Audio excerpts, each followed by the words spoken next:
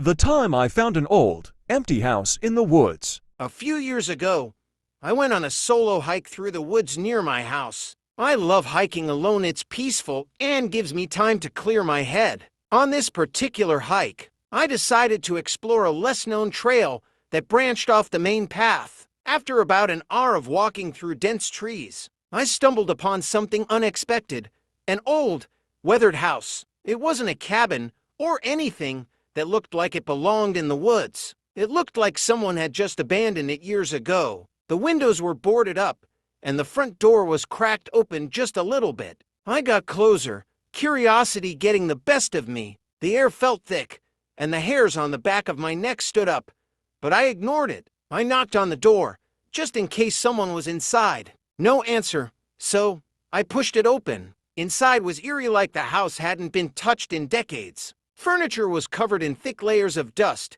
and cobwebs hung in the corners. But what caught my attention was the old, cracked mirror hanging on the wall. Something about it seemed off. I don't know how to describe it, but I felt like I was being watched. I decided to leave, but as I stepped back outside, I heard the sound of footsteps coming from inside the house. I froze.